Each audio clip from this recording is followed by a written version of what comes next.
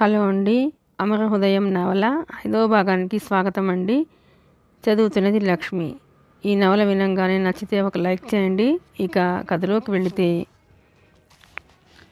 అమరకి సుజాతతో బొంబాయి ప్రయాణం మొదటి 2 రోజులు అనూహ్యమైన ఆనందానుభూతిగా జరిగిపోయింది. సుజాత బయలుదేరే రోజు కృష్ణ చైతన్య కోసం అనుకోకుండా అతిథులు వచ్చారని, అమరని బయలుదేరి వచ్చేయమని కారు పంపింది. అప్పటికే ఫణి, అమర రెడీ అయి ఉన్నారు. దుర్గమ్మ గారికి మరీ జాగ్రత్తలు చెప్పి అమర బయలుదేరింది. డ్రైవర్ పండుని తాము తిరిగి వచ్చే వరకు రాత్రి వేళ ఆమెకి తోడుగా వాకిట్లో పడుకోమని ఏర్పాటు చేసింది సుజాత. రైలు ప్రయాణం కూడా ఎంతో సుఖంగా జరిగింది. ఎయిర్ కండిషన్ సీట్ అస్సలు అలసటే తెలియలేదు. అమర ఆదమర్చినట్లే హాయిగా కంటి నిండా నిద్రపోయింది. తెల్లవారు బొంబాయి చేరుకుంటుంటే అమరకి ప్రయాణం అలసట లేకపోగా మంచి నిద్రపోవటంతో హాయిగా అనిపించింది. శ్రమ తీరినట్లు శరీరం ఉల్లాసభరితంగా ఉంది. కృష్ణ చైతన్య వాళ్ళని గెస్ట్ హౌస్లో దింపి స్నానం చేసి బ్రేక్ఫాస్ట్ తినేసి వెళ్ళిపోయాడు. నువ్వు కూడా రా అమర, తిందువు కానీ అంది సుజాత. మీరు తినేయండి అంది అమర మొహమాటంగా. మీకు తొందర ఏం లేదుగా, స్నేహితురాళ్ళిద్దరూ తీరికగా కబుర్లు చెప్పుకుంటూ తినండి అన్నాడు కృష్ణ చైతన్య. అతను తింటుండగానే 2 సార్లు ఫోన్లు వచ్చాయి. వచ్చేస్తున్నానని చెప్పాడు. పావుగంటలో అతను వెళ్ళిపోయాడు. అమర, సుజాత బ్రేక్ఫాస్ట్ తిన్నారు. పిల్లలు అప్పటికే రెడీ అయి ఆడుతున్నారు. రాజా బాంబే గురించి చెప్పేస్తుంటే ఫణి ఆశగా వింటున్నాడు. గెస్ట్ హౌస్ 4వ అంతస్తులో ఉంది. అక్కడి నుంచి చూస్తుంటే దూరంగా సముద్రం కనిపిస్తూ వ్యూ చాలా బాగుంది. ఫణికి ఇంద్రలోకంలోకి వచ్చినట్లుగా ఉంది. కళ్ళు తిప్పుకోలేనట్టు రెప్పపోయినట్టు చూస్తున్నాడు. కారు వేచి చూస్తోంది. పిల్లల్ని తీసుకుని ఊరు తిరగటానికి వెళ్ళారు. వీటీ స్టేషన్ చూశారు. మహాలక్ష్మి దేవాలయానికి వెళ్ళారు. సుజాత ఫ్రెండ్స్ ఇంటికి వెళ్ళారు.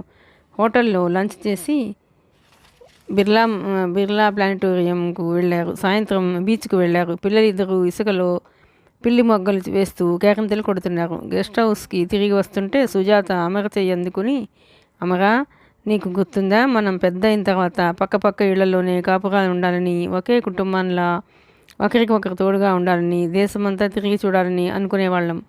గుర్తుంది అన్నట్టు అమర తల ఊపింది. ఆ హాస్టల్ మొండి గోడ ఎక్కి కూర్చుని వెన్నెట్లో కాళ్ళు ఊపుతూ ఇద్దరూ ఇలాగే చెయ్యి పట్టుకుని ఎన్నెన్ని ఆలోచనలు చేసేవాళ్ళు. చిత్రం ఏమిటంటే అమర చెప్పిన కలలన్నీ సుజాత నిజం చేసింది. నా జాతకం ఇంత వేరుగా ఉందని నేను అనుకోలేదు సుజా అంది అమర. ఇప్పుడు నీకేమైందమ్మా అంది సుజా. ఏం కాలేదు, ఆడపిల్లగా పడాల్సిన తిప్పలన్నీ పడుతున్నాను అంది అమర. అలా అనుకోవద్దమ్మర, నీకు రత్నం లాంటి బిడ్డ ఉన్నాడు. వాడే 1000 సంపదలు. వాడికి నువ్వంటే ప్రాణం. అంతకంటే ఇంకేం ఆనందం కావాలి? నిజమే, కానీ ఇప్పుడు వాడికి ఇంకో అమ్మ ప్రాణం అయిపోతుంది అంటూ ఇక్కడికి రావద్దంటే ఫణి చేసిన హఠం చెప్పింది. సుజా నవ్వేసింది. ముందు సీట్లో కూర్చున్న ఫణి తల మీద చేయి వేసి ఇష్టంగా క్రాఫ్ చెరిపేసింది. ఫణి, నువ్వు ఇలాగే గొడవ చేయి సుమా అంటూ ప్రోత్సహించింది. ఫణి వెళ్తానని గొడవ చేస్తే చిరాకు పడిన అమర ఇలా స్నేహితురాలతో కలిసి తిరుగుతుంటే తనకి ఇంత ఆనందం కలుగుతుందని ఊహించలేదు. తనలో నైరాస్యం, ఆవేదన, భయాందోళనని ఈ ప్రయాణం చిత్రంగా రూపు లేకుండా చేసింది. జీవితం అంటే ధైర్యంగా అనిపిస్తోంది. గెస్ట్ హౌస్కి తిరిగి వచ్చారు. పిల్లలిద్దరూ ఆకలి లేదు అంటూ మంచం ఎక్కేశారు. అమర విశాలమ్మ గారి గురించి చెబుతుంటే సుజాత విరగబడి నవ్వుతోంది.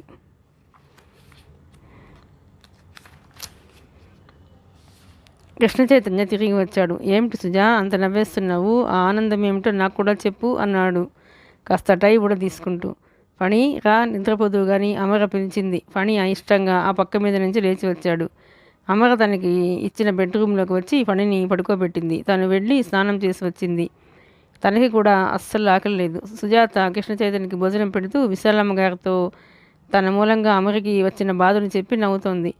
సుజాత కప్స్లో ఫ్రూట్ సలాడ్ తెచ్చి కొంచెం ఇది అయినా తిను అంది. వద్దు సుజా, తిను అమర, నువ్వేం నాలాగా త్వరగా లావు అయిపోలే అని వెళ్ళింది. అమర ఫ్రూట్ సలాడ్ చెంచాతో ఫణికి తినిపించింది. నాకైతే మన ఇంటికి అస్సలు వెళ్ళబుద్ధి కావటం లేదు. ఇక్కడ ఎంత బాగుందో అన్నాడు. అలా అనకూడదు అంది అమర. నువ్వేగా నాకు ఏమనిపించినా చెప్పేయి అని ఎన్నిసార్లు చెప్పావు ఫణి అన్నాడు. హుష్, పడుకో, మాట్లాడుకు. అమర చేత్తో కొడుకు నోరు మూసింది. అమర దిండి మీద తల ఆనించింది. 10 నిమిషాల్లో గాఢ సుషుప్తిలోకి జారిపోయింది. ఇల్లంతా నిశ్శబ్దంగా ఉంది. ఫణికి నిద్ర రాలేదు. కళ్ళు తెరిచి చూస్తున్నాడు. తల్లి బాగా నిద్రలో ఉందని తెలిసింది. మెల్లగా తన మెడ చుట్టూ వేసి ఉన్న చెయ్యి తల్లికి ఎక్కడ మెలకువ వస్తుందో అన్నట్టుగా తీశాడు. పిల్లిలాగా మంచం చప్పుడు కాకుండా దిగాడు. తల తిప్పి తల్లిని చూశాడు. అమ్మగా మంచి నిద్రలో ఉంది. ఫణి కాసేపు సంశయించాడు. తర్వాత తన మనసు తన వశంలో లేనివాడిలా ఏదో ఆకర్షణ ఈడ్చుకు వెళుతున్నట్టే మెల్లగా పాదాలు శబ్దం కాకుండా అడుగులు ఎత్తి వేస్తూ తన ఊపిరి కూడా వినిపించకూడదు అన్నట్లుగా నోటికి 2 చేతులు దోసిలుగా పెట్టుకుని గది బయటకు వచ్చి మెల్లగా తల్లి నిద్రపోతున్న గది తలుపులు దగ్గరికి వేశాడు. ఎదురుగా గది తలుపులు దగ్గరగా వేసి ఉన్నాయి. ఆ తలుపులు క్రింద నుంచి లైటు కాంతి బయటికి వస్తుంది. కృష్ణ చైతన్య ఆ గదిలో ఉన్నాడని ఫణికి తెలుసు. అక్కడి నుంచే ఉదయం ఫోన్ చేశాడు. ఎవరో వస్తే మాట్లాడాడు. సుజాత ఆంటీ రాజా నిద్రపోయే గది ఆ పక్కన ఉంది. ఈ గెస్ట్ హౌస్లో ప్రతి అంగుళం రాజా తనకి ఇది మా నాన్న ఆఫీస్ రూమ్, ఇది మా బెడ్రూమ్, ఇది ఎవరన్నా వస్తే ఇచ్చే గది అంటూ చెప్పి చూపించాడు. ఫణి మెల్లగా గదిలో నుంచి లైటు కాంతి కనిపిస్తుంది. తలుపులన్నీ తీసి తల మాత్రం ఆ రెండింటి మధ్య నుంచి లోపలికి పెట్టి చూశాడు. లోపల లైట్ వెలుగుతుంది. కృష్ణ చైతన్య టేబుల్ దగ్గర కూర్చుని పక్క ఫైల్లో చూస్తూ టైప్ చేస్తున్నాడు. ఫణి ముఖం తిప్పి ఫైల్లోకి చూస్తున్న అతన్ని ఇష్టదైవాన్ని చూసిన భక్తుడిలా కళ్ళకి ఎంతో ఆనందంలా కళ్ళగా చూశాడు. కొద్దిసేపు అయింది. కృష్ణ చైతన్య టైప్ రైటర్కి తెల్ల కాగితం బిగిస్తున్నాడు.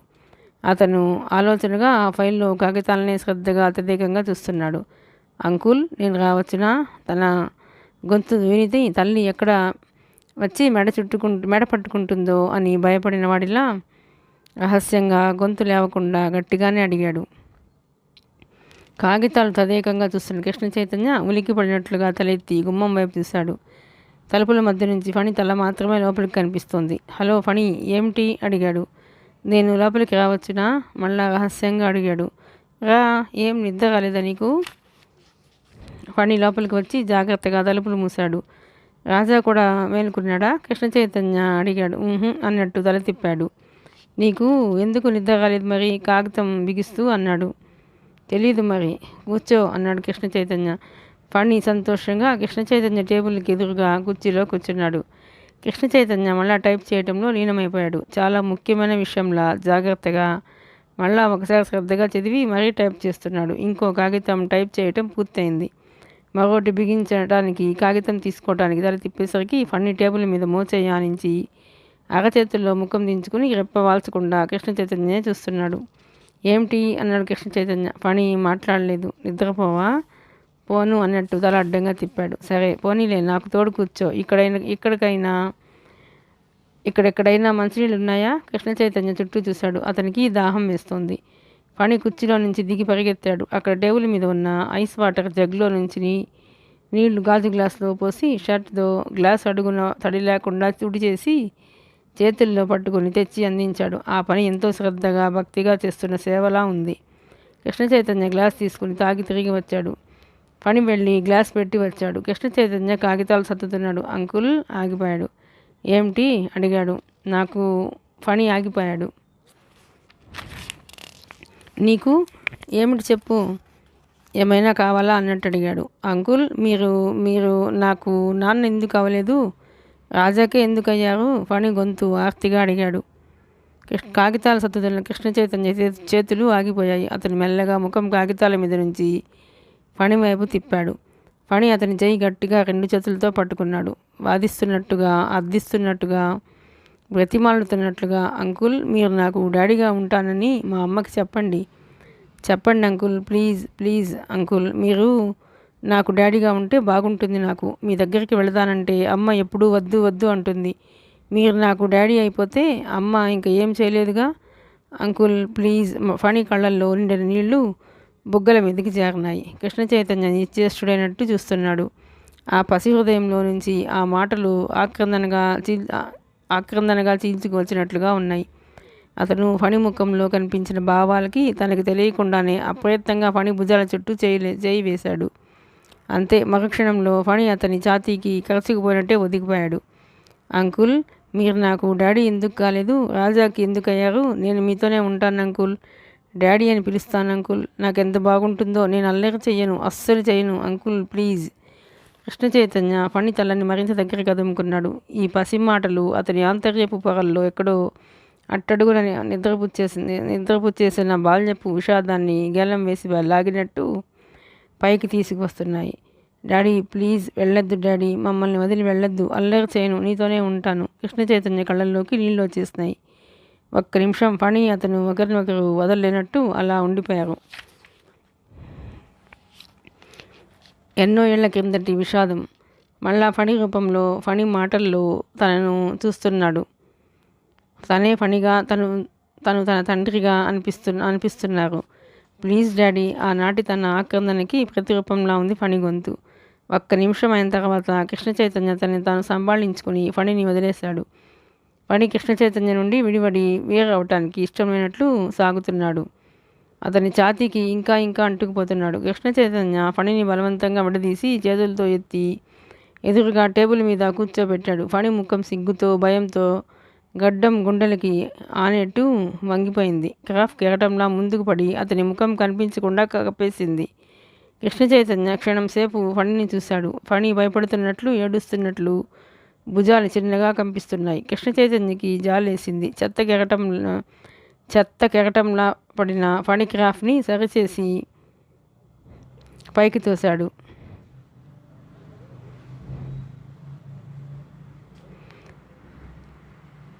సరే అండి. చేత్తో కెరటంలా పడిన ఫణి క్రాఫ్ని సరిచేసి పైకి తోశాడు. ఫణి పిలిచాడు. అతనికే ఆశ్చర్యం వేసింది. రాజాని కూడా ఎప్పుడూ ఇంత మార్దవంగా పిలవలేదు. తలెత్తు అన్నాడు. ఫణి తలెత్తలేదు. నిన్నే ఫణి, తలెత్తు అన్నాడు కృష్ణ చైతన్య. ఫణి భయంగా, సిగ్గుగా తలెత్తాడు. ఏడుపుతో కళ్ళు వాచినాయి. ముఖం ఎర్రబడింది. కృష్ణ చైతన్య గడ్డం పట్టి సరిగ్గా ఎత్తాడు. ఫణి భయంగా, ఆందోళనగా చేతులు కట్టుకుంటూ కృష్ణ చైతన్య వైపే చూశాడు. కృష్ణ చైతన్య నవ్వాడు. మనోహరమైన చిరునవ్వు. ఎదుట వారికి ధైర్యం ఇచ్చే నవ్వు అది. బాధాపీడితులకి మీకు ఆసరాగా నేనున్నాను అని అమృతహస్తం అందించే ప్రేమ లాంటిది. ఆశీసుండిన భగవంతుడి ముఖం మీద చిరునవ్వది. ఫణికి ధైర్యం వచ్చింది. గాబరాగా ఉన్నప్పుడు కట్టుకుని అతని చేతులు విడివడినాయి. అదే చిరునవ్వుతో అడిగాడు కృష్ణ చైతన్య. నేను నీకు డాడీగా ఉండాలి, అవునా? అవును అన్నట్టు తల ఊపాడు. ఓకే అన్నాడు కృష్ణ చైతన్య. ఫణి ముఖంలో కనిపించిన ఆనందం, మెరుపు బహుశా కృష్ణ చైతన్య జీవితంలో ఎప్పుడూ మర్చిపోలేడేమో. మరో నిమిషంలో ఫణి రెండు చేతులు కృష్ణ చైతన్య మెడ చుట్టూ పడినాయి. ముఖం మళ్ళా అతని గుండెల్లో ఒదిగిపోయింది. కృష్ణ చైతన్య ఫణి తల మీద చేయి వేసి నిమిరాడు. మనం ఒక కప్పు కాఫీ తాగుదామా అడిగాడు. ఓ. ఫణి సంతోషంగా తలెత్తి చూసి అంగీకారంగా అన్నాడు. మరీ కృష్ణ చైతన్యకి ప్రస్ఫుటంగా కనిపించింది ఫణి ముఖంలో అచ్చుగుద్దినట్లున్న అమర పోలికలు. ఇద్దరు గది బయటకు వచ్చారు. ఫణి కృష్ణ చైతన్య చేయి పట్టుకున్నాడు. ఇద్దరూ డైనింగ్ రూమ్లోకి వచ్చారు. కృష్ణ చైతన్య ఫ్రిడ్జ్లో నుంచి పాలు తీశాడు. స్టవ్ మీద పెట్టాడు. అవి కాగుతుంటే ఫణి కప్పులు రెండు తెచ్చి అందించాడు. అద్దాల అల్మారాలో మళ్ళీ చెంచాలు, నెస్కేఫ్ బాటిళ్ళు, పంచదార సీసా వేళ్లతో పదిలంగా పొట్టగానించుకొని కింద పడకుండా జాగ్రత్తగా మోసుకు వచ్చాడు ఫణి. ఆ ఫణిని చూస్తుంటే కృష్ణ చైతన్యకి ముచ్చట వేసింది. ఫణి కప్పులో పాలు ఎక్కువగా పోసి కొంచెం పౌడర్ వేశాడు. తను స్ట్రాంగ్గా కలుపుకున్నాడు. ఇద్దరు ఒకరికెదురుగా ఒకరు కూర్చుని తాగుతున్నారు. ఫణి ముఖంలో సంతోషం కెరటాలుగా వస్తోంది. బలవంతంగా ఆపుకొని కాఫీ తాగుతున్నాడు. కృష్ణ చైతన్య సీరియస్గా ఆలోచిస్తూ మధ్య మధ్యలో ఫణిని తదేకంగా చూస్తూ తాగుతున్నాడు. సుజా ఆంటీ, నీకు ఇంకో అమ్మ అయితే నేను ఇంకో డాడీ అవుతాను కదా అన్నాడు. ఫణి తల అడ్డంగా తిప్పాడు. ఏమిటి కానా నేను అడిగాడు. నాకు ఇంకో డాడీ వద్దు, సొంత డాడీ కావాలి, రాజాకిలాగా. కృష్ణ చైతన్య జవాబు చెప్పలేకపోయాడు. అతను కాఫీ తాగటం పూర్తయింది. ఆలోచనగా పరధ్యానంగా ఉన్నాడు అతను. ఫణి వచ్చి అతని చేతుల్లో కప్పు తీసుకుని వెళ్ళి కడిగి పెట్టేశాడు. సరే, ఇక వెళ్ళి పడుకో అన్నాడు కృష్ణ చైతన్య. ఫణి అతను ఆదేశించిన విషయం అక్షరాలా జరపటానికి గుమ్మం వైపు వెళ్ళబోయి వెనక్కి తిరిగి పరిగెత్తుకు వచ్చాడు. కృష్ణ చైతన్య మెడ చుట్టూ చేతులు వేసి సంతోషంగా చెవిలో గుడ్ నైట్ డాడీ అని రహస్యంగా చెప్పి బుగ్గ మీద ఎంతో ఇష్టంగా గట్టిగా ముద్దు పెట్టుకుని థ్యాంక్ యూ డాడీ అని పరిగెత్తాడు. కృష్ణ చైతన్య ఒక్క నిమిషం తన అర్జెంట్ పని అంతా మర్చిపోయినట్లుగా అక్కడే కూర్చుండిపోయాడు. ఆ ఆలోచనని వదిలించుకోవడానికి టైం పట్టింది. ఫణి ఎందుకు అలా చేస్తున్నాడు? అతనికి తండ్రి ఆసరా కోసం మనసు అంత తపిస్తోందా? లేచి వచ్చాడు. వచ్చి కూర్చొని టైప్ పని పూర్తి చేసుకున్నాడు. తల్లి దగ్గర గదిలో మంచం మీద పడుకున్న ఫణికి కృష్ణ చైతన్య గదిలో తలుపుల క్రింద నుంచి వెలుతురు కనిపిస్తూ అతను టైప్ చేస్తున్న ధ్వని వినిపిస్తోంది. ఫణి ఇష్టంగా ఆ శబ్దమే వింటున్నాడు. ఫణి మనసు చెప్పలేనంత ఆనందంగా ఉంది. తల్లి వైపు తిరిగి నిద్రపోతున్న అమ్మతో ఫణి రహస్యంగా, అమ్మా, నాకు డాడీ దొరికాడు అన్నాడు. టైప్ శబ్దం ఆగిపోయింది. కృష్ణ చైతన్య గదిలో లైట్ తీసేసి తలుపులు వేసి వెళ్ళటం బాగా వినిపించింది. మళ్ళా అంతటా నిశ్శబ్దం. ఫణికి బాగాలేదు, ఏదో వెలితి. నిద్ర రాలేదు. మెల్లగా మళ్ళా లేచాడు. తల్లి చెయ్యి వదిలించుకున్నాడు. చప్పుడు లేకుండా వెళ్ళి కృష్ణ చైతన్య పడక గది తలుపులు మెల్లగా తీశాడు.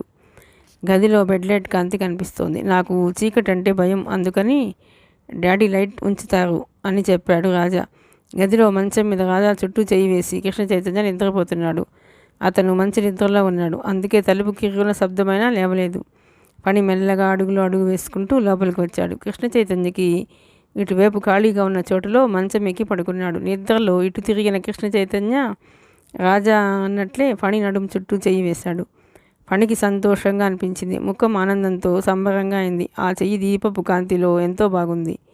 అతనికి మెలకువ రాకుండా జాగ్రత్తగా తన చేత్తో అతని చెయ్యి పట్టుకున్నాడు. ఫణికి సంతోషంగా అనిపించింది. ఎప్పుడూ అంత సంతోషం అనిపించలేదు. ఫణికి హాయిగా నిద్ర వచ్చేసింది. ఎక్కడో రైలు ధన్ ధన్ అని శబ్దం చేస్తూ కూ అని కూత వేసుకుంటూ వెళుతున్న శబ్దం. అమర్కి గాఢ సుషిప్తిలో నుంచి మెలకువ వచ్చేసింది. మనసంతా హాయిగా ఎంతో సేదతీరినట్లుగా బాధ ఆవేదనల నుంచి బంధ విముక్తి అయ్యి స్వేచ్ఛ ఆనందంలో ప్రయాణించిన శ్వేత విహంగంలా ఉంది. అమర కళ్ళు పూర్తిగా తెరవకుండానే బద్దగా ఒళ్ళు విరుచుకుంది. చెయ్యి చాచి ఫణి ఒంటి మీద వేయబోయింది. ఫణి శరీరం స్పర్శకి అందలేదు. చెయ్యి వెతికింది.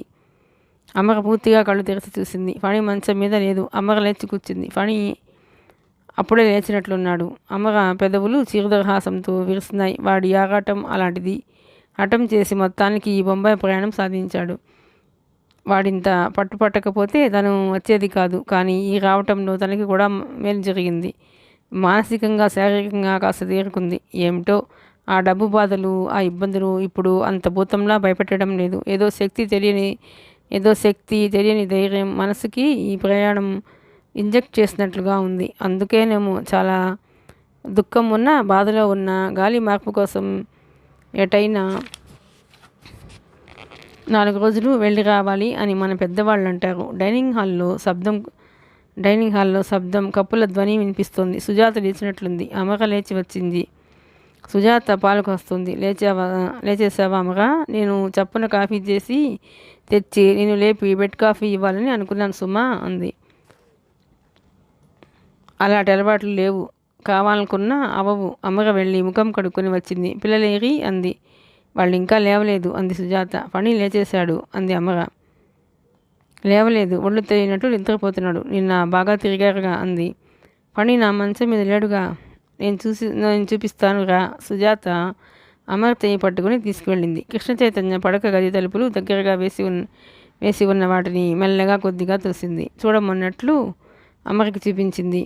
గదిలో మంచం మీద కృష్ణ చైతన్య దగ్గరగా ఒదిగి నిద్రపోతున్నాడు. కృష్ణ చైతన్య కాస్త పక్కకి తిరిగి పడి నడుము చుట్టూ దగ్గరకు తీసుకున్నట్టే చెయ్యి వేశాడు. రాజా తండ్రి వెన్నెలో ఒదిగిపోయినట్టు అతని వైపు తిరిగి ఒక చెయ్యి కాలు మీద వేసి పడుకున్నాడు. ముగ్గురు ఈ లోకం స్పృహే లేనట్లు మంచి నిద్రలో ఉన్నారు. సుజాత నవ్వుతూ అమర వైపు చూసింది.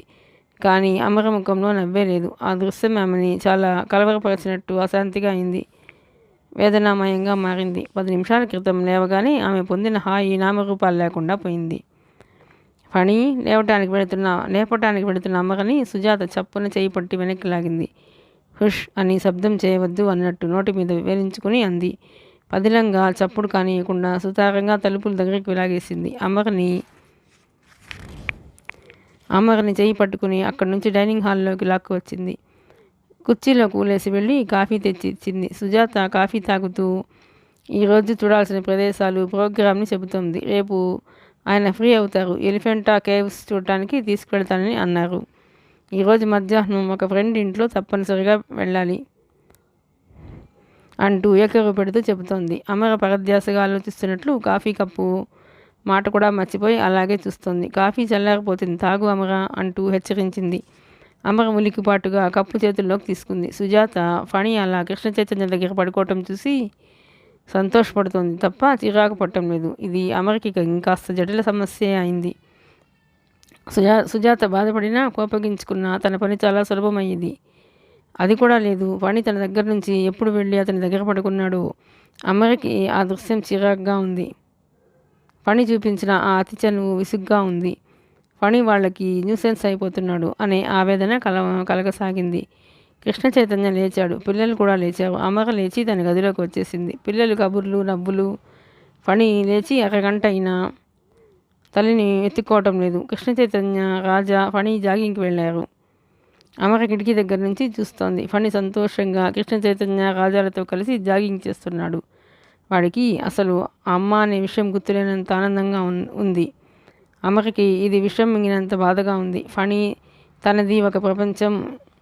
ఈ ప్రపంచంలో ఫణి వేరే వాళ్ళని వెతుక్కుని వెళ్ళిపోతే తనదెంత ఒంటరితనమో అర్థం అవసాగింది. అమర ఇక ఆ బొంబాయి ప్రయాణం సహించలేకపోతుంది. ఇంటికి వెళదాం పద సుజా అంటూ తొందర చేసింది. కానీ అమర తొందర ఏం పని చేయలేదు.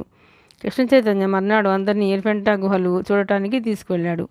ఫణి రాజాతో పాటు సమంగా అతన్ని అంటుకుని అతని దగ్గరే కూర్చున్నాడు. అమర పిలిచినా రాలేదు.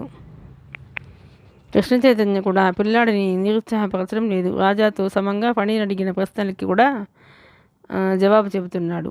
సుజాత, అమర వారికి కష్టంగా కూర్చున్నారు. సుజాత చాలా ఆనందంగా కృష్ణ చైతన్య, ఫణి మాట్లాడటం చూసి రాజా, ఫణి ఇద్దరు కృష్ణ పిల్లలులా లేరు. నాకు చాలా సంతోషంగా ఉంది అమర. ఇన్నాళ్ళు ఒంటరివాడు అని నేను కృష్ణ బాధపడేవాళ్ళం. మాకు ఫణి వచ్చిన తర్వాత ఆ బాధ పోయింది అంది. బాగుంది. తన మనసులో వెలితి వారి మనసులకి ఆనందం కలిగిస్తున్నాడు ఫణి. కృష్ణ చైతన్యతో కబుర్లు చెబుతున్నప్పుడు ఫణి ముఖంలో ఉత్సాహం, అతని దగ్గర ఆ చనువు చూసి అమర వింతగా ఆశ్చర్యంగా చూస్తోంది. అమర, ఫణి బొంబాయి నుంచి తిరిగి వచ్చేశారు. ఫణి కోసం సుజాత పెద్ద పెట్టె కొంది. అమర వద్దన్నా వినలేదు. దాని నిండా ఫణి బట్టలు, బొమ్మలు,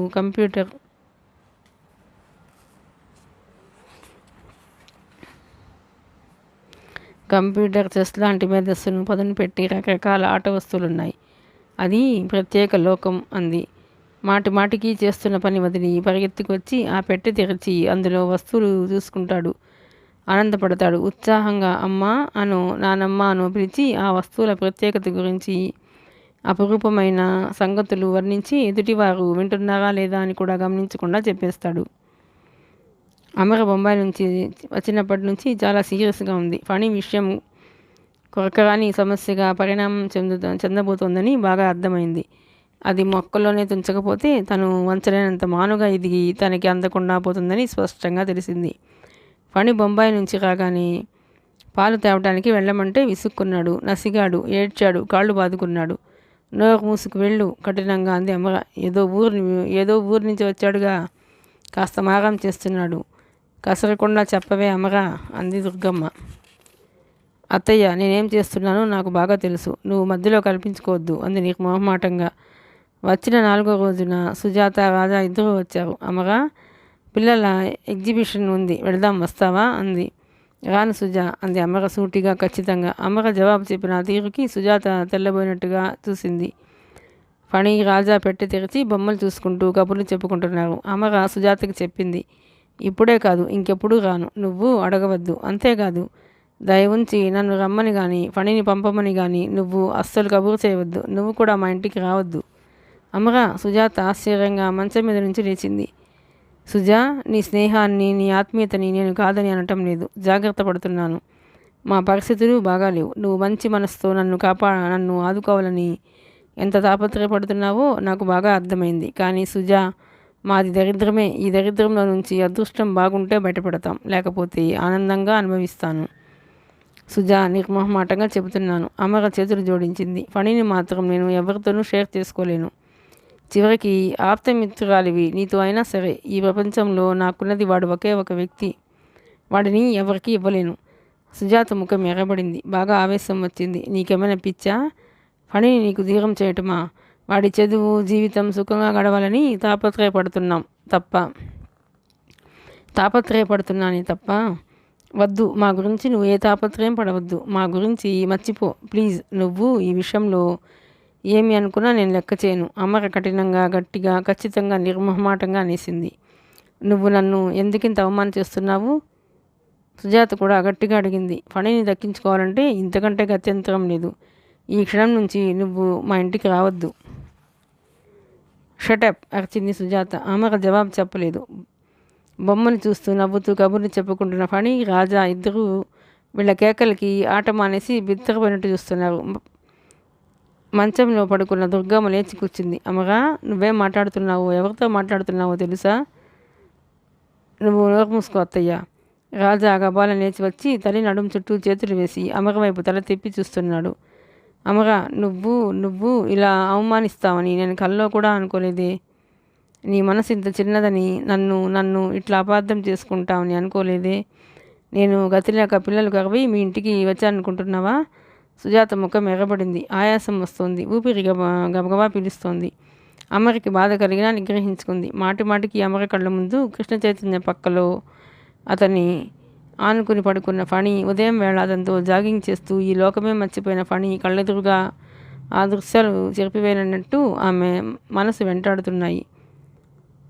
అమర అంది, ఫణి దరిద్రంలో పుట్టాడు, దరిద్రంలోనే పెరగాలి. ఈ ప్రపంచంలో మాలాంటి వాళ్ళు వందలు వేల కుటుంబాలు ఉన్నాయి. మా దరిద్రం తీరాలన్న నీ గొప్ప మనసుకి నా కృతజ్ఞతలు. అమర మాటలు ఇక వెళ్ళిరా అన్నట్టు గుడ్ బై చెబుతున్నట్లుగా ఉన్నాయి. సుజాత ముఖం చూసి రాజా భయపడిపోయాడు. మమ్మీ, ఇంటికి వెళ్ళిపోదాం, రా రా రా మమ్మీ భయంగా ఆదుర్దగా చేశాడు. ఫణి వచ్చి సుజాత చెయ్యి గట్టిగా పట్టుకున్నాడు. అమరతో, ఆంటీని ఎందుకు అంటున్నావు అన్నాడు కోపంగా. అమర ఈడ్చి ఫణి చెంప మీద బలంగా కొట్టింది. ఆ దెబ్బ తనకే తగిలినట్టుగా అయింది సుజాతకి.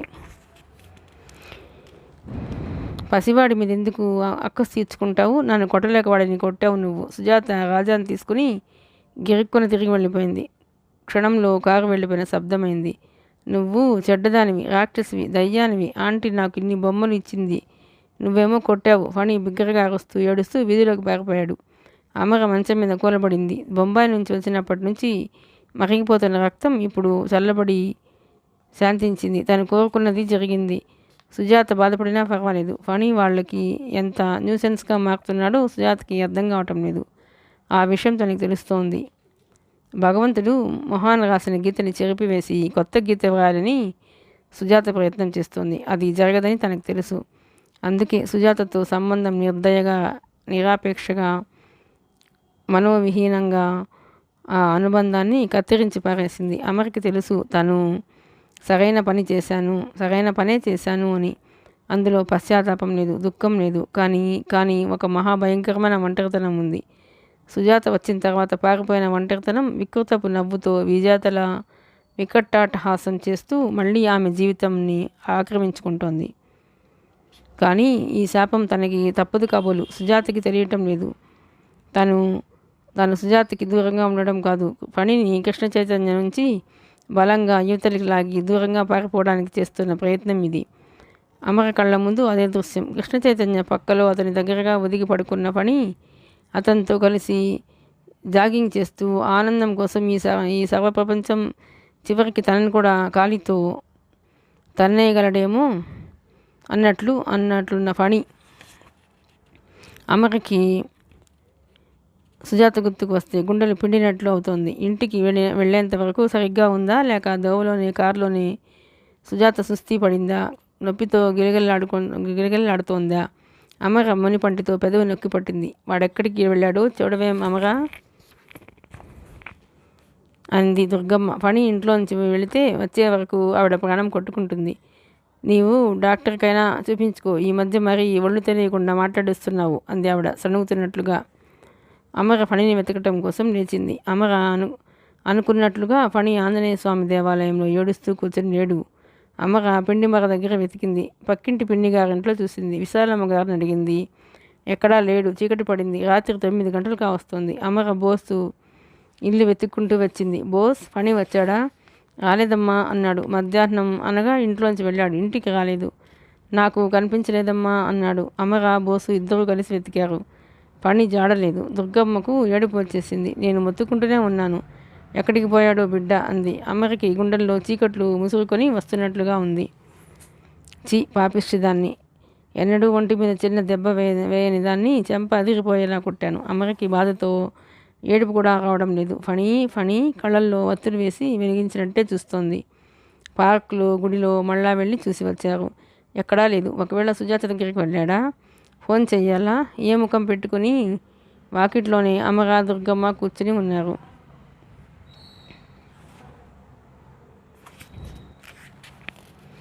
అమ్మక మనసు తల్లడిల్లిపోతోంది. కళ్ళ ముందు రైలు కింద పడిన పిల్లలు గుర్తుకు వస్తున్నారు. దొంగలు ఎత్తుకుపోయి అమ్మేసిన పిల్లలు కనిపిస్తున్నారు. యాక్సిడెంట్ అయ్యి రక్తపు మడుగులో ఉన్నవారు గుర్తుకు వస్తున్నారు. ఒకే రోడ్డు మీద ఇన్ని బీభత్సాలు జరుగుతున్నట్లుగా ఉంది అమ్మక మనసు. చివరికి విశాలమ్మ గారి భర్త పనిని తీసుకువచ్చాడు. బస్టాండ్లో కూర్చుని కనిపించాడట. ఏదో ఊరు పోదామని కూర్చున్నట్ట. పిల్లాడిని జాగ్రత్తగా చూసుకోమ్మా అని వెళ్ళాడాయన. అమ్మగా పనిని కౌగిలించుకుంది. ఏడుపుతో నోట్లోంచి మాటే రావటం లేదు. దుర్గమ్మ కూడా వచ్చి కౌగిలించుకుంది. అమ్మగా విశాలమ్మ గారి భర్తకి థ్యాంక్స్ చెప్పింది. పనిని లోపలికి తీసుకువచ్చారు. బట్టలు మాసినాయి, జుట్టు చెదిరిపోయింది, కళ్ళు ఎర్రబడి వాచి ఉన్నాయి. దుమ్ములో పడి మట్టి కొట్టుకుపోయిన రత్నంలా ఉన్నాడు. అమ్మగ మరీ కళ్ళారా చూసుకుంటున్నట్టు దగ్గరికి తీసుకుంది. ఇంట్లోకి తీసుకువచ్చి స్నానం చేయమంది.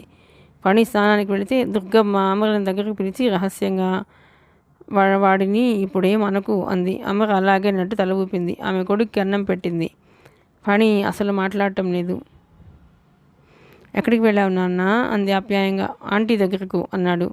అమ్మగ ఉలిక్కి పడింది. ఆంటీ దగ్గరకా? ఎలా వెళ్ళావు? నీ దగ్గర డబ్బులు లేవుగా? నడుచుకుంటూ వెళ్ళాను. ఆంటీ ఏమంది? పని తల తిప్పాడు. ఆంటీని చూస్తానంటే మాధవి ఆంటీ వీలు కాదు ఫో అని తలుపులు వేసింది. ఇంకోసారి వస్తే కాళ్ళు విరగొడతానంది. అమ్మగా చెల్లునకు ఒకడా చెప్పులు తినదానిలా ఆత్రనాదం చేస్తున్న హృదయంతో కొడుకుని దగ్గరికి తీసుకుని గుండెల్లో దాచేసుకుంటున్నట్టుగా చేతుల మధ్య చుట్టేసింది. అమ్మ, ఎందుకమ్మా ఇంకో అమ్మని అలా తిట్టావు? ఫణి అలసటగా వేదనగా అడిగాడు. కాదు నాన్న, ఆంటీ ఎప్పుడు రమ్మంటుంది, నువ్వేమో వెళతానంటావు. అమ్మగా ఆగిపోయింది. ఆ పసి మనసుకి ఏమని చెప్పాలి? వెళితే ఏమవుతుంది? అమాయకంగా నిలదీసి ప్రశ్నిస్తున్నాడు ఫణి. ఏమవుతుంది? ఆ ప్రశ్న ఆమె హృదయమంతా జవాబు చెప్పమన్నట్టు ప్రతిధ్వనిస్తోంది. నువ్వు ఇంట్లో లేకపోతే నాకు బాగుండదుగా, భయం వేస్తోంది. ఎందుకు? అమ్మగా జవాబు చెప్పలేకపోతుంది. ఆ రౌడీ వస్తాడనా ఫణి తనే అడిగాడు. అమ్మకి ప్రాణం లేచి వచ్చింది. అవునురా, ఆ రౌడీ అంటే భయం, నాకు చాలా భయం. అందుకని రౌడీ అంటే భయం అని ఆంటీకి చెప్పవేం? మరి చెబుదామని అనుకున్నా, కానీ ఏం బాగుంటుంది చెప్పు? ఇంట్లో ఇంత పెద్ద కొడుకు ఉంటే రౌడీ అంటే నీకు భయమా అని నవ్వదు. ఫణి ఆలోచించాడు. అవునన్నట్లు అంగీకరిస్తూ తల ఊపాడు. నువ్వు బస్టాండ్కి ఎందుకు వెళ్ళావు నాన్న అడిగింది. చీకట్లో ఆంటీ వాళ్ళ ఇంటి నుంచి వస్తుంటే దారి తప్పిపోయానమ్మా. అసలు ఆంటీ వాళ్ళ ఇంటికి ఎందుకు వెళ్ళావు? అవును, నువ్వు ఆంటీని తిట్టావు, నన్నేమో కొట్టావు, నీకు బాగా కోపం వచ్చిందని డాడీకి చెబుదామని వెళ్ళాను. డాడీకా? అమర ఆశ్చర్యంగా అంది. అవును, అంకుల్ని నేను డాడీ అనే పిలుస్తాను. డాడీ కూడా సరే అన్నారు. అమ్మ, డాడీ చాలా మంచివాడే. మెడ చుట్టూ చేతులు వేయబోతుంటే అమర కంపరంగా విదిలించింది. ఫణి ఆ చర్యను అంతగా గమనించకుండా తన దూరంలో చెప్పుకుపోతున్నాడు. మరేమో ఆంటీని చూద్దామని వెళ్ళాను. కాలింగ్ బెల్ కొడితే మధు ఆంటీ తలుపు తీసింది. డాడీ కావాలి అన్నాను. ఏ డాడీ అంది. అంకుల్ డాడీ అన్నాను. లోపలికి వస్తానంటే బయటకు తోసి ఈ గడప మళ్ళా తొక్కావంటే కాళ్ళు విరగొడతానంది. ఐలయ్య అని పిలిచి నన్ను పంపికి గేటు వేయమంది. గేటు బయటకు వచ్చేసి ఇంటికి వద్దామని వస్తుంటే చీకట్లో దారి తెలియలేదు. ఇంకో రోడ్డుకి వెళ్ళిపోయాను. అక్కడే శ్మశానం వచ్చిందే. మంటలు కాలుతున్నాయి. చెరువు కూడా ఉంది. పరిగెత్తాను. నడిచి వస్తే రోడ్డు వచ్చింది. రోడ్డు వెంట వెళితే బస్టాండ్ వచ్చింది. అక్కడ కూర్చున్నాను. నువ్వు నన్ను కొట్టావుగా, కోపం వచ్చింది. బస్సులు చూసి అది ఎక్కి బొంబాయి వెళ్ళిపోదామని అనుకుని ఒక బస్సు ఎక్కాను. టికెట్ ఏది అని అడిగితే లేదంటే కండక్టర్ దించేశాడు. రిక్షా వాళ్ళని అడిగితే చాలా డబ్బడిగారు. నా దగ్గర లేదుగా. భయం వేసి అక్కడే కూర్చున్నాను. సరే, ఆంజనేయ స్వామిని నాకు తోడుగా రమ్మనమని ప్రార్థన చేసుకున్నాను. అప్పటికే అమర గుండెలకి అదుముకోవటంతో ఫణికి ఊపిరాడలేదు. అమ్మ, ఏడుస్తున్నావా? దయ్యమని తిట్టానని కోపం వచ్చిందా అడిగాడు. లేదు, నేను నిన్ను కొట్టానుగా. నన్ను తిట్టావు, సరిపోయింది. కానీ మధు తిట్టిందే. అమర గొంతు పుడుకుపోయింది. అదేం పట్టించుకోకు, రాజా నాకు చెప్పాడు. మధు ఆంటీ ఎప్పుడు అందరినీ తిడుతుందట. డాడీ ఇంట్లో ఉంటే ఏమీ అనదుట. అంకుల్ అనమ్మా. డాడీయే అంటాను, నాకు అదే ఇష్టం. తను కూడా అనమన్నాడు. అమ్మా, నువ్వు రౌడీ గురించి భయపడకు, నేను ఎక్కడికి వెళ్ళనులే, తల్లిని సముదాయిస్తూ ధైర్యం చెప్పాడు. సరే అంది అమర. ఫణి నిద్రపోయాడు. అమర హృదయం కాస్త కుదుటపడింది. పెద్ద పెను తుఫాను వచ్చి ఇల్లు కూల్చివేస్తుందని భయపెట్టిన మబ్బు తెలిమబ్బుగా మారి తేలిపోయింది. ఇల్లు స్థిరంగా ఉంది. ఏం ప్రమాదం జరగలేదు. బస్టాప్లో దారి తప్పి శ్మశానం మధ్య నుంచి ఒంటరిగా ఫణి చీకట్లో నడిచి వెళుతున్న దృశ్యం గుర్తుకు వస్తే మనసు బేజారైపోతుంది. మధు అన్న మాటలు గుర్తుకు వచ్చినాయి. ఇదే తను భయపడింది. భవిష్యత్తు గురించి జాగ్రత్త పడాలని సుజాతతో కఠినంగా మాట్లాడింది. ఇప్పటికీ ఈ చనువులు ప్రేమలు బాగానే ఉండవచ్చు, కానీ ముందు ముందు రాజాకి ఈర్ష కలగవచ్చు, మాధవికి చిరాకు కలగవచ్చు. తన ప్రాణం కంటే మిన్న అయిన కొడుకుని ఇంకొకరు చిదరించుకుంటుంటే తను భరించగలదా? ఫణి కృష్ణ చైతన్యతో చనువు ఆశలు పెంచుకున్నాడని అర్థమయ్యే తను యువతలకి లాగేసింది. ఫణి బికారి కాదు, ఒకరిని దేనికోసము యాచించే స్థితిలో ఉండకూడదు. కనీసం తను బ్రతికి ఉన్నంత వరకు వాడికి అలాంటి స్థితి కలలో కూడా రానియదు. తను ఫణి తలని గుండెల మీదకి లాక్కుంటూ అనుకుంది. పిండి మర శబ్దం చేస్తూ తిరిగిపోతుంది. రోడ్డు వచ్చేపోయే వాహనాలతో శబ్దమయంగా ఉంది. ఫణి, బోసు గోధుమల సంచులు క్యూలో పెట్టి పిండి మర అరుగు మీద కూర్చుని కబుర్లు చెప్పుకుంటున్నారు.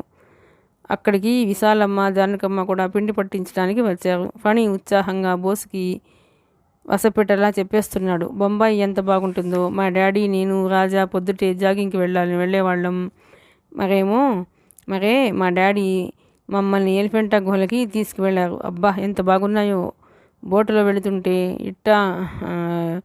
ఇట్లా ఊగుతుంటే మనం కూడా ఇట్లా ఊగిపోతాం. బాబోయ్, భయం వేసిపోతుంటుంది. ఫణి అరుగు దిగి ఊగిసలాడి చూపించాడు. బోసు ఆసక్తిగా వింటున్నాడు. విమానాలు చూసావా? ఓ, వచ్చేటప్పుడు మేము విమానంలోనే వచ్చాం. అమ్మోయ్, ఎంత పైనుంచి వస్తుందో, కానీ లోపల అస్సలు కదలదు.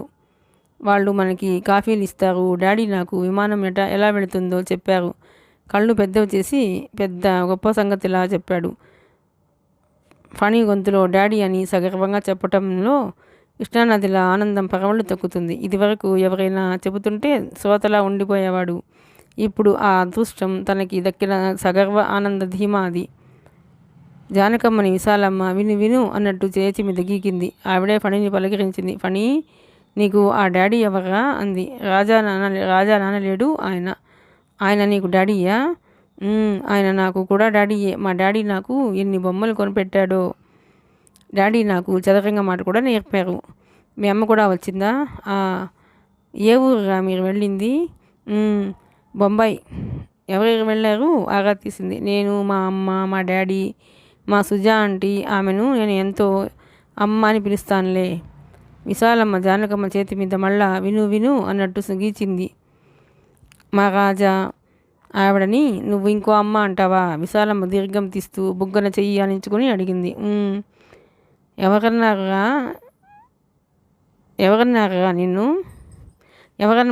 నిన్ను? మా ఆంటీనే చెప్పింది. నేను తనకి రాజాలా ఇంకో కొడుకునిట. విశాలమ్మ నోటి మీద సోద్యంగా చెయ్యి వేసుకుంది. ఫణి, బోస్ రండి, గోధుమలు పోస్తున్నాను. మిషన్ శబ్దంలో నుంచి మిషన్ మ్యాన్ అరిచాడు. వస్తున్నా. ఫణి పరిగెత్తాడు. బోసు కూడా వెంట వెళ్ళాడు. చాలా ఉంది అన్నమాట గ్రంథం అంది జానకమ్మ. అమ్మగా నాతో విజయవాడ వెళ్తున్నాను చెప్పింది అంది. లేకపోతే ఆయనతో వెళ్తున్నాను అంటుందా? ఇలాంటివి దాచినా దాగవమ్మా. ఈ పిల్లాడు కూడా చూడు ఎలా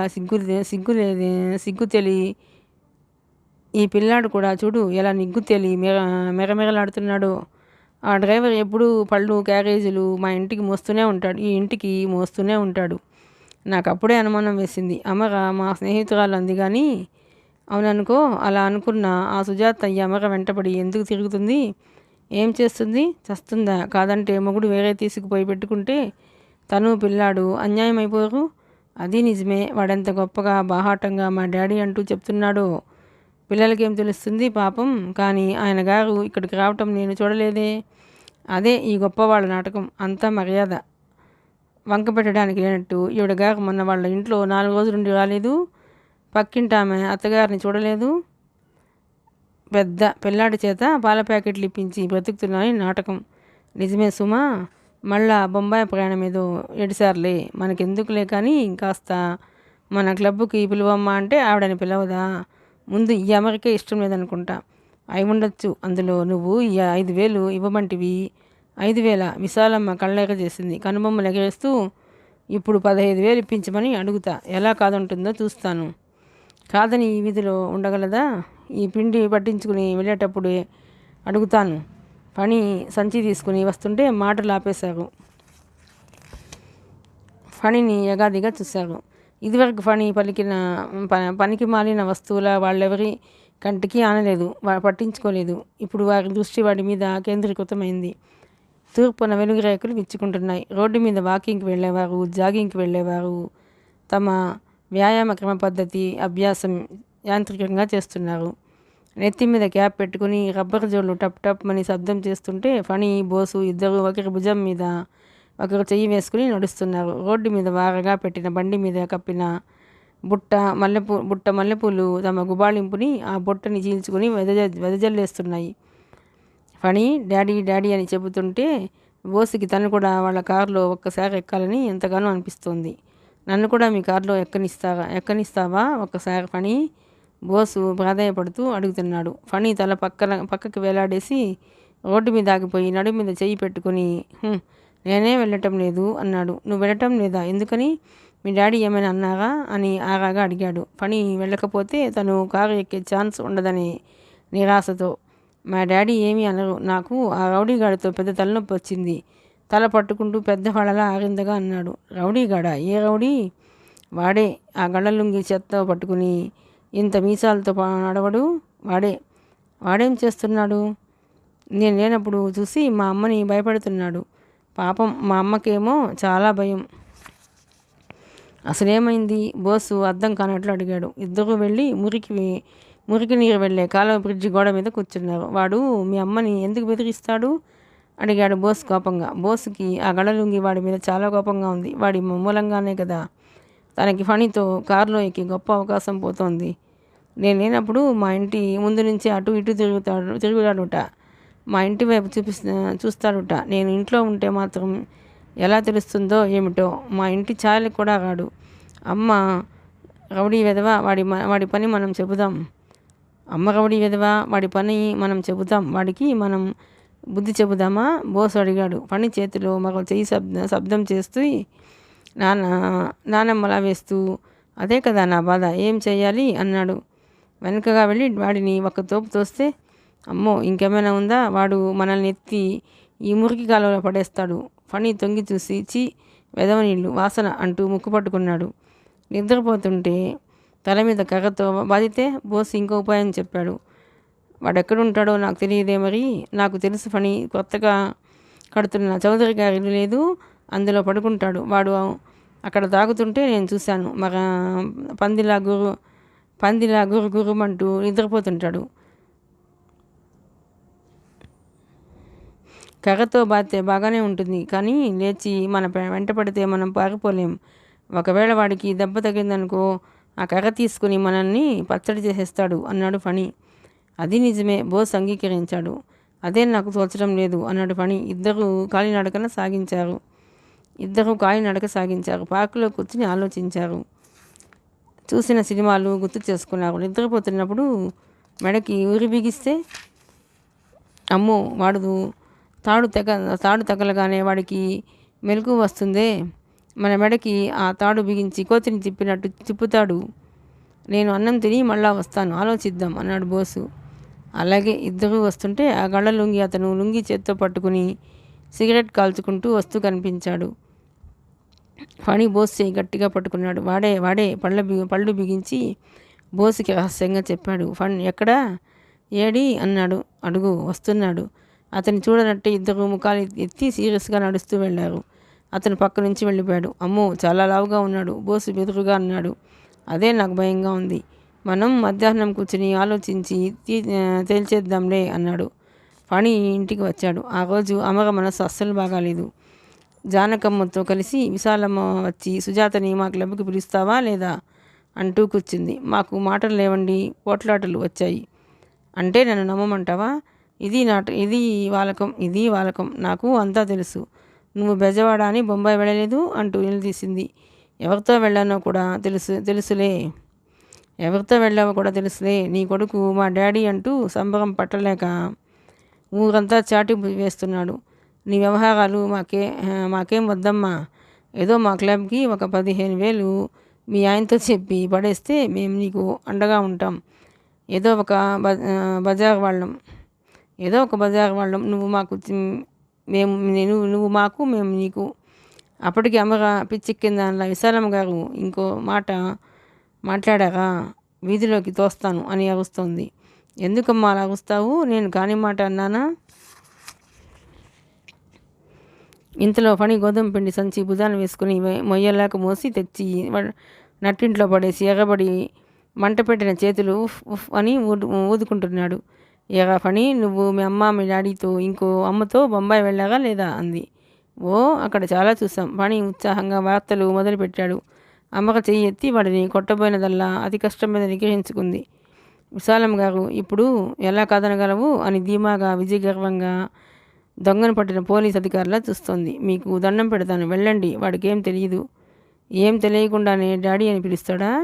పిలిస్తే హర్షించి ఊరుకుంటారా?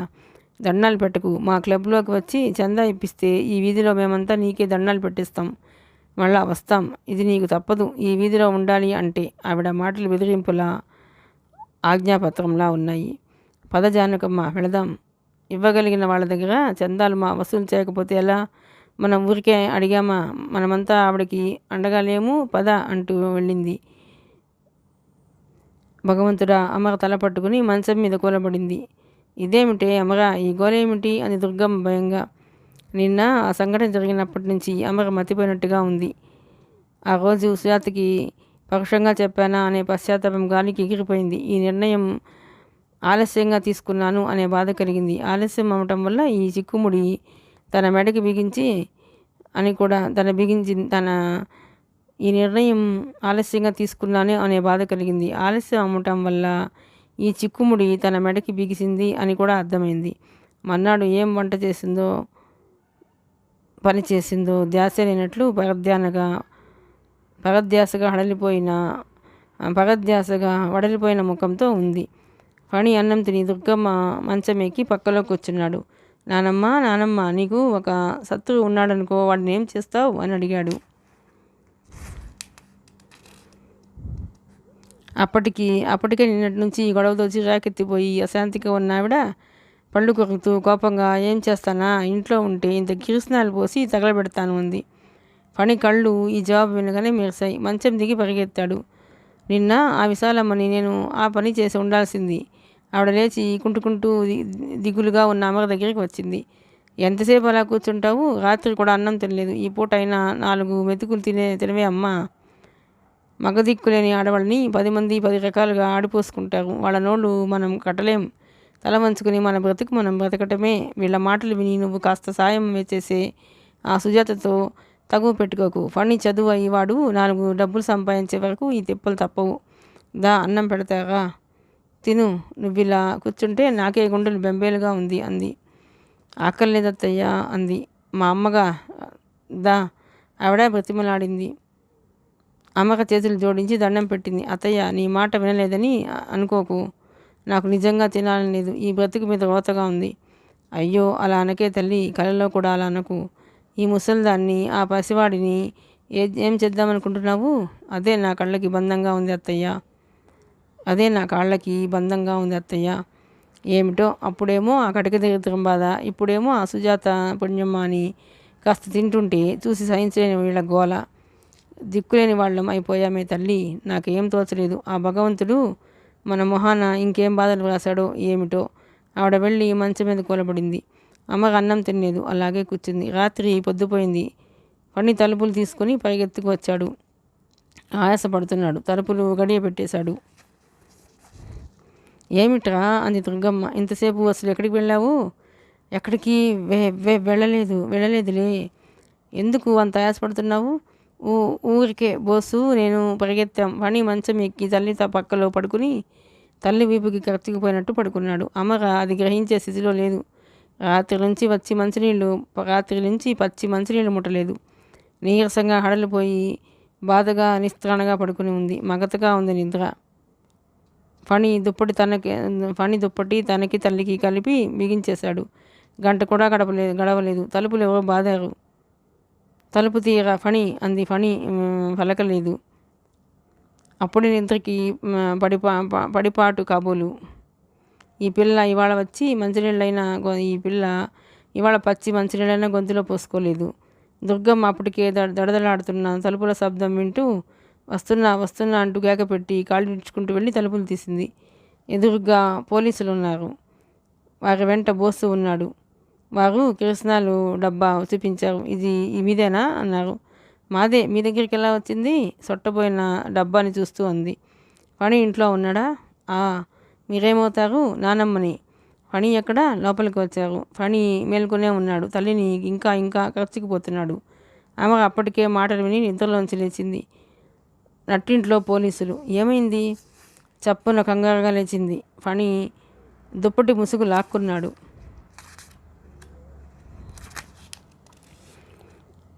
ఫణి ఏడి? అతనేనా? మంచం వైపు చూస్తూ అడిగారు. అవును. మీరేమవుతారు? తల్లిని. అతను వచ్చి ముసుగు లాగేశాడు. మంచం మీద మూటలా ముడుచుకుపోతున్న దుప్పటి అది పూర్తిగా కాలేదు. అతను అమరతో మీ అబ్బాయి బోసు కలిసి ఈ వీధిలో చౌదరి గారి సింహాద్రి అనే కాపలా అతన్ని నిద్రపోతుంటే కిరసనాలు పోసి నిప్పు అంటించాడు. మీ కొడుకు పారిపోయాడు. బోసు దొరికాడు మాకు. ఇతన్ని తీసుకువెడుతున్నాం అన్నారు. అంటూనే దుప్పటి లాగి అవతల పారేశాడు. ఫణి దుప్పటి వదలలేదు.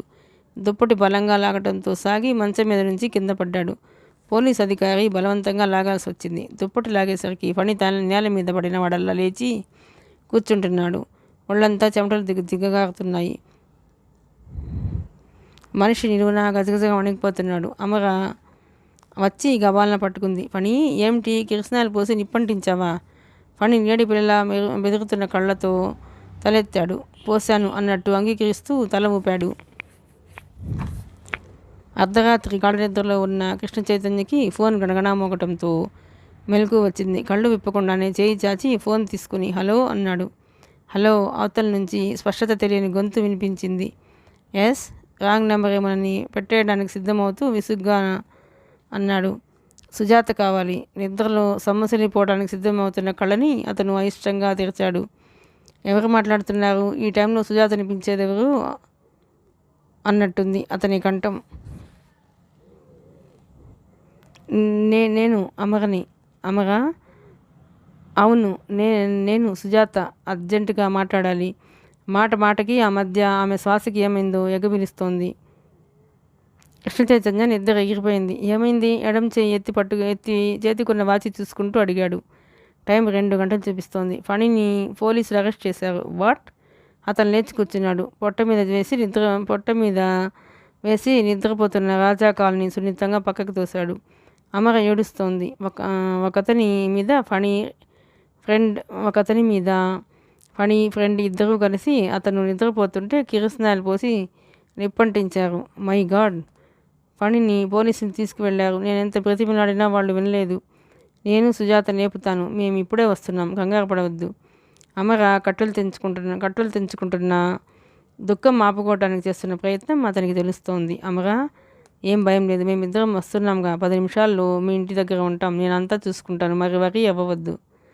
అతని మాటలకి అమరకి ఆపుకోలేని ఏడిపి అయింది. ఓకే. అమర నోటి నుంచి మాటే రావటం లేదు.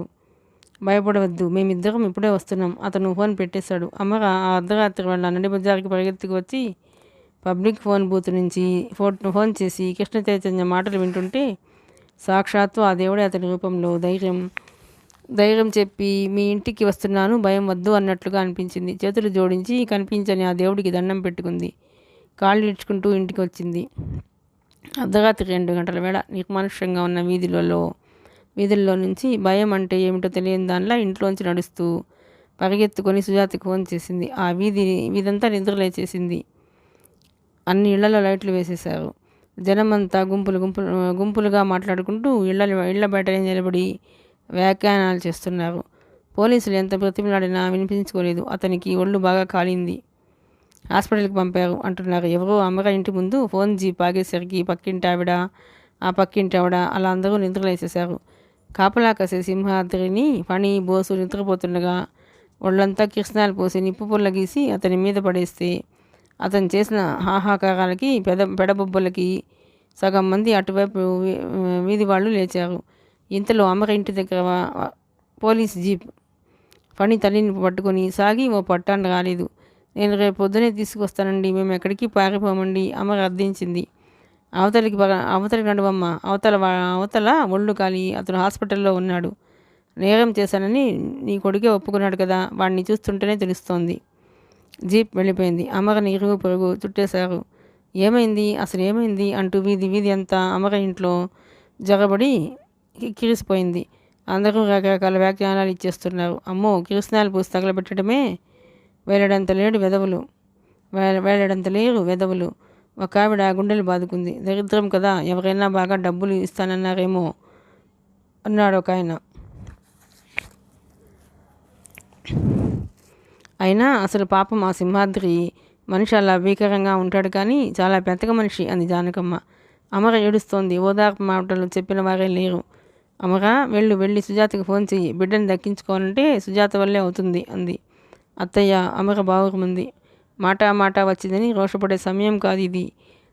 ఆయన ఒక్కడే మనల్ని రక్షించగలడు. వెళ్ళు ఫోన్ చెయ్యి, ముందు లే కూర్చో, తర్వాత ఇద్దరం కలిసి కరువు తీరా ఏడుద్దాం. ముందు లేవాలి నువ్వు. వాళ్ళేమనుకుంటారో. ఆ రోజు అలా అన్నాను అత్తయ్య, అమర బేలగా అంది. ఏం పర్వాలేదు, వాళ్ళు తిట్టినా కొట్టినా పడాల్సిన సమయం. నువ్వు నోరు విడిచి అడిగితే సాయం చేయకుండా ఉండరు. ఫణిని పోలీసులు తీసుకెళ్లారు అంటే ఆయన ఊరుకోడు. వెళ్ళు. అందరూ ముఖాలు చూసుకోసాగారు. అమర లేచింది. టెలిఫోన్ బూత్ దగ్గరికి పరిగెత్తుతూ తిరిగి వస్తుంటే ఫణి పోలీస్ స్టేషన్లో ఒంటరిగా. నన్ను కూడా రానియండి అంటే వారు రానియలేదు. అమర ఇంటికి వచ్చింది. ఏమన్నారే, పలికారా? ఆయన ఉన్నారా ఇంట్లో? అమర తల ఊపింది. ఏమన్నారు చప్పున చెప్పు. వస్తామన్నారు అత్తయ్య. వస్తామన్నారు కదా. ఓ దేవుడా, నీకు కోటి దండాలు నాయన. దిక్కులేని వాళ్ళకి నీవే దిక్కు. అందరూ రకరకాలుగా మాట్లాడుతూ ఊహాగానాలు చేస్తూ ఇక ఇళ్ళ బయటే ఉన్నారు. వాళ్ళందరినీ తప్పించుకుంటూ కృష్ణ చైతన్య పొడుగాటి కారు వచ్చింది.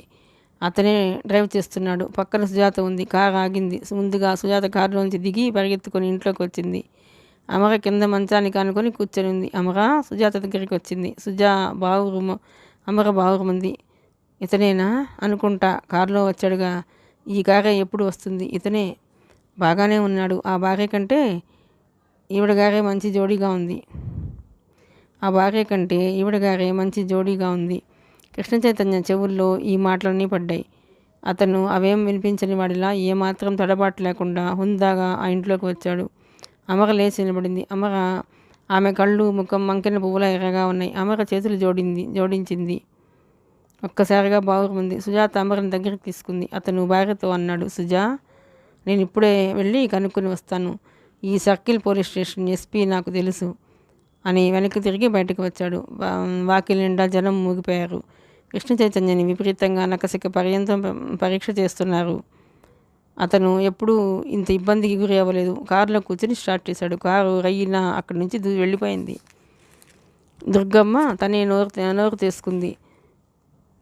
ఏమిటలా మూగారు? ఇక్కడ కోతులు ఏమైనా ఆడుతున్నాయా? పసిపిల్లాడు ఎందుకో తెలియక చేశాడు. మీ ఇంట్లో మీకెవరికి కష్టాలు కావా? ఆదుకోవడానికి బంధువులు రారా? పండి. ఏమిటా గద్దల్లా చూపులు?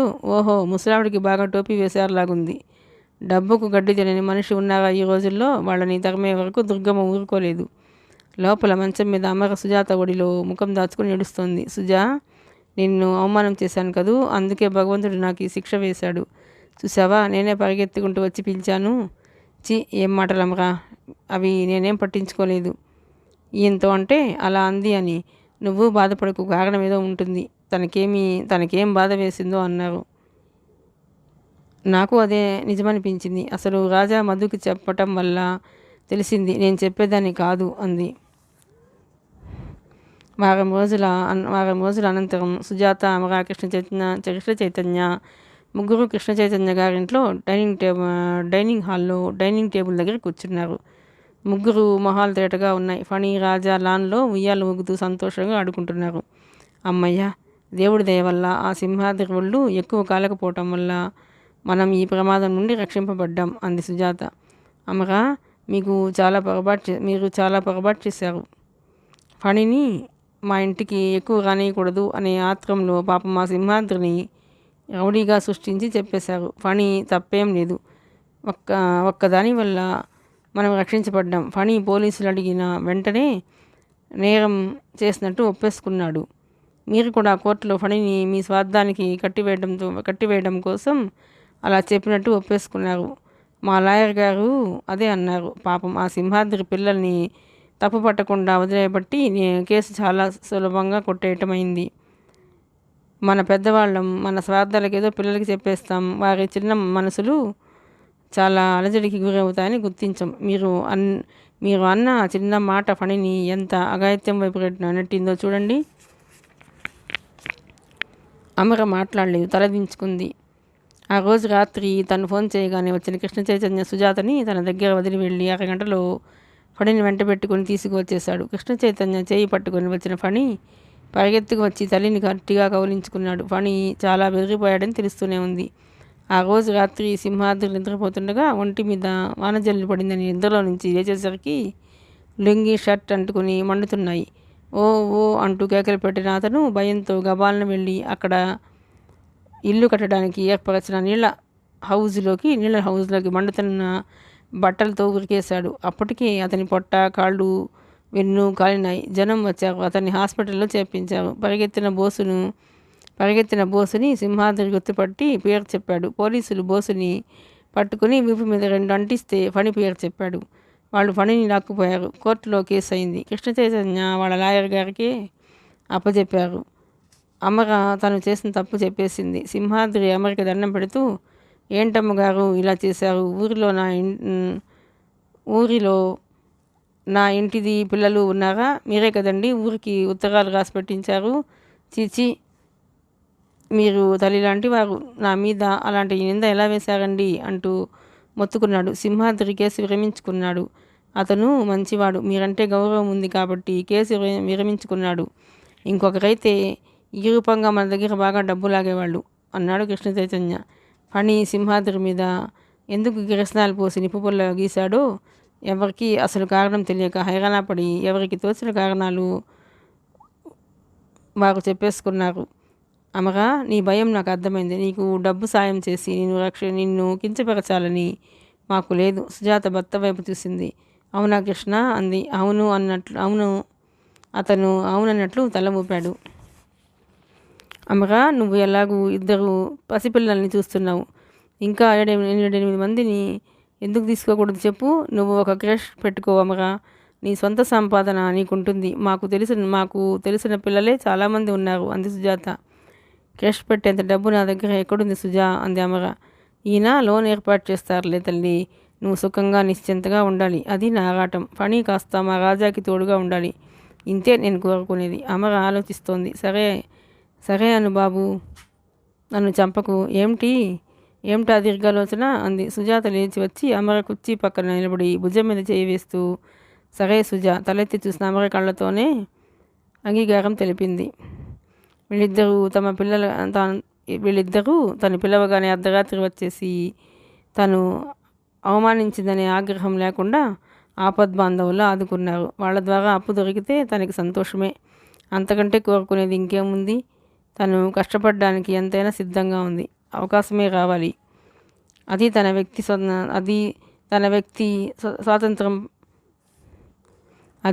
వ్యక్తి స్వాతంత్రం పణం పెట్టకూడదని విధానమై ఉండాలి. లేకపోతే ఈ దరిద్రమే ఆనందం. సుజాతకి అమర మనసు తెలుసు. అందుకే భర్తని సంప్రదించింది. కృష్ణ చైతన్య ఈ సలహా ఇచ్చాడు. అమరికి కూడా నచ్చింది. మిగతా కథ 6వ భాగంలోనండి. ప్లీజ్ అండి, ఈ నవల కనుక మీకు నచ్చినట్లయితే లైక్ చేయండి, షేర్ చేయండి, సబ్స్క్రైబ్ చేయండి.